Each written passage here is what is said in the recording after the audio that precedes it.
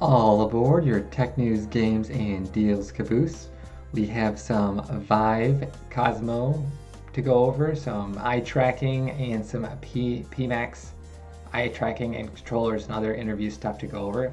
So let's jump into HTC and some VR virtual reality news. So at CES, HTC announced the Vive Cosmos, which is basically, it eliminates tracking in the room, so you don't have to set up any cameras. This has 4 cameras on it, 2 on the front, 1 on each side, and then it also comes with controllers. This isn't wireless. This does actually still have a cord attached to it. It's a tethered solution, but you won't have to set up cameras and stuff again, so making it easier to get into VR if you just want to buy something real quick. And it is a premium PC VR system, so it's going to possibly be a little expensive, like a lot of the other VR stuff. And VR without boundaries. We get crystal clear graphics, introducing our sharpest screens yet. So this is most likely going to be higher pixel counts than the HTC Vive Pro, if they're going by what this is saying. So that's higher than 2880 by 1600, which is the Pro standard. And here's some actual video. Here's the announcement trailer. So we get 2 cameras, 1 on each side, 2 in the front, and it almost looks like there's 1 on the top and bottom, but the other pictures don't show that. And then they improved the headband a little bit, so this actually flips up, and it looks like a larger front headband. And they're flipping up, and then they get teased with a smartphone. So it's supposed to be able, you can like go to friends' houses, go to business and do whatever and take this with you and do VR there. So it's possible you can connect it to your phone, or they're just teasing some other compatibility with it. So I'm not sure there. The headphones, I believe, are extras you would have to purchase, and then there's the controllers. And we'll have some video, closer shots up of that. So let's keep going, scrolling. The all-new Vive tracking system, 6 degrees of freedom. That's the cameras integrating, and it tracks everything for you, and you don't have to set up extra cameras. And here's the headset. Here is the top view, and then here's the headband. And it doesn't look like there's a camera or anything. Maybe there's something there, but. And then easy, hassle-free setup. So they're going with the easy theme a couple times. They've talked about already. Camera from the side, flip up. And all new fit. They're talking about the headband, strapping it to your head, and then earphones are sold separately, like I mentioned earlier, so they're extra add-ons.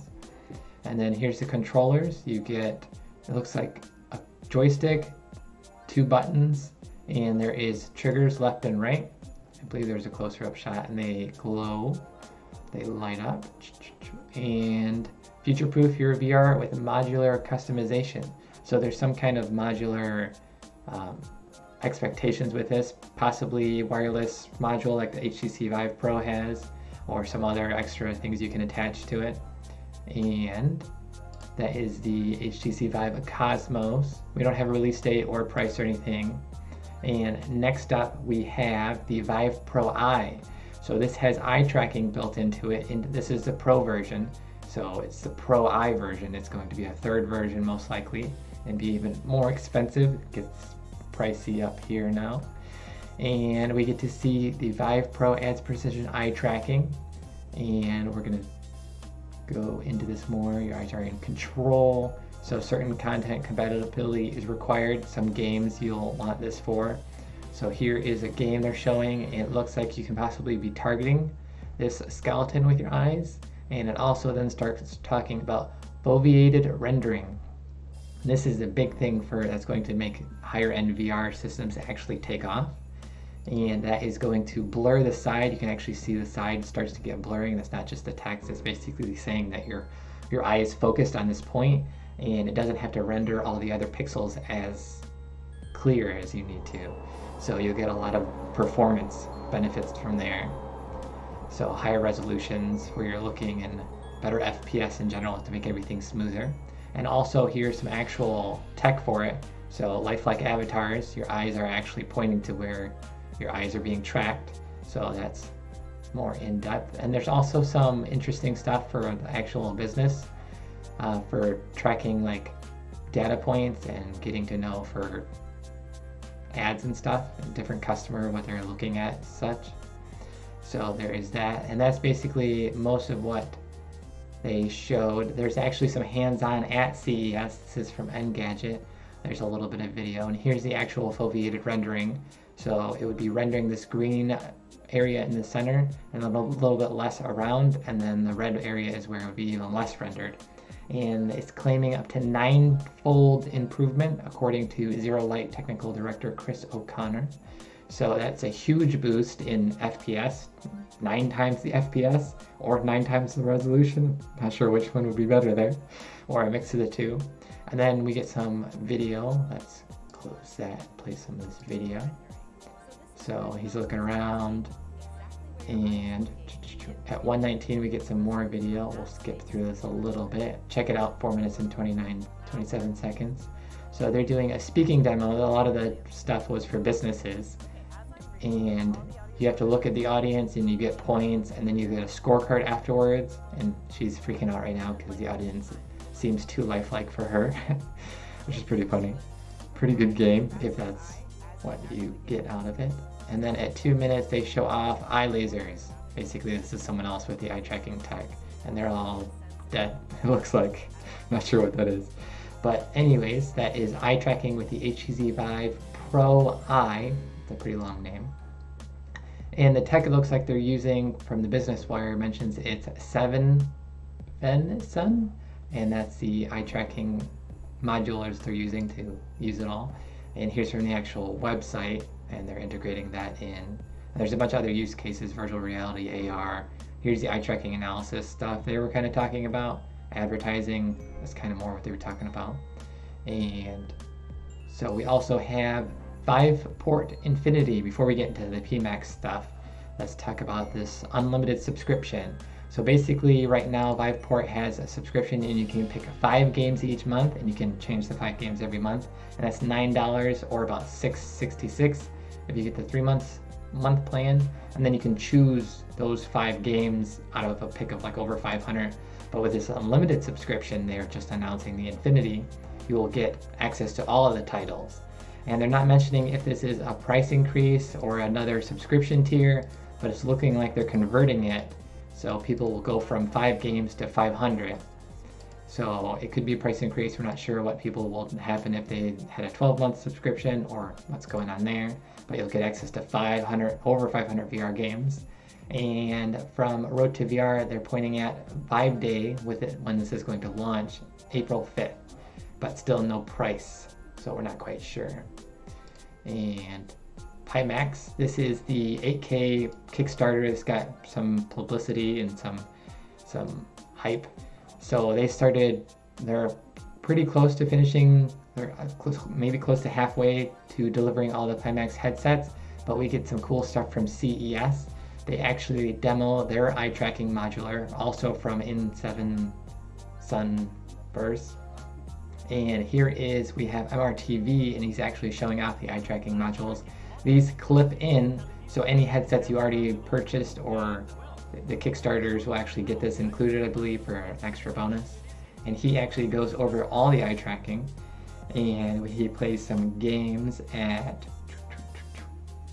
4:13. He actually gets to play a game where you smash poor little moles, and he actually just looks at each one and they basically vaporize. And it looks like he hits most of them. He misses 1 or 2 every once in a while, but he plays it for about 30 seconds to a minute. So it's a pretty interesting game if you want to kill moles and not whack them. So cool stuff there. And these for the Pimax are most likely coming in, the tech is finished. He actually mentions, because of the US lead guy talked to him about it, and possibly coming in months. They're waiting for more content, or possibly the foveated rendering to be more streamlined and actually available in the Pimax tool. So that is eye tracking for the Pimax, and that is looking like it's coming pretty soon. And then we get the Pimax Controllers. He had got to try them out at the CES event as well, and are these. So there's 2 different styles. There's one with a joystick and one with a trackpad, and they both have 2 buttons, And I believe the joystick is clickable as well as the trackpad. And then we also see a trigger underneath, and as well as a trigger in on the actual key. So there's two, one with your pointer finger and then one with your next finger. And then there's also little sensors to see your bottom two fingers, and actually if you were to let go, you would basically in-game, if they implemented it correctly, your hand would go into, and you'd be able to move all your fingers. And that is pretty cool for the joystick controllers. And there's no date exactly on these, but it's looking like $300. It's a little weird here because there's deposits for controllers and the base station, and plus just selecting this is a left trackpad and a right thumbstick. So it looks like it's mixing the two, so I'm not quite sure on pricing or what's actually going on there. But he actually gets to check out all the different controllers, and he seems to like the joystick one a little bit more. I think most people probably will too. The trackpad can be useful, but it's a little bit more gimmicky. Most people are used to controllers from consoles and such.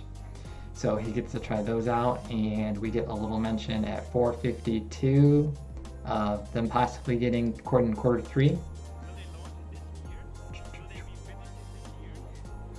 So this year, and then he does say Q3, I believe. He looks at her, and then he says Q3, but we'll skip that. And then we get a bunch of interview stuff. So this is kind of cool. This is the US guy, I believe, something Henderson. And he is opening up a US service center in the US, covering Canada and Mexico as well. So better support there. And that looks like March is when it's going to be available. And then they're possibly doing one in the UK in around April. So cool support there. And then we actually get into some tech stuff. Actually, this guy also mentions controllers coming to early backers somewhere around April, I believe he says. And then we get into actual tech stuff where they talk about DLSS 2020. So he kind of just mentioned some of the tech that will be coming to help improve VR and frame rate and the higher resolutions that we keep going towards. And so deep learning super sampling, DLSS, is the RTX stuff right now going on with NVIDIA, and only a couple of games support it, but it basically uses AI to render higher scale stuff. So it's basically giving you an improvement and in FPS, because it'll take less on your GPU, and then also possibly increase quality because of the AI and the deep learning super sampling stuff. So we also have Brainwarp.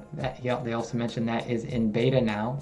So Brainwarp is another technology where it's increasing FPS and warping your brain. And then we also get wireless module mention, and this is for the Pimax. And they're mentioning that there's internal testing right now.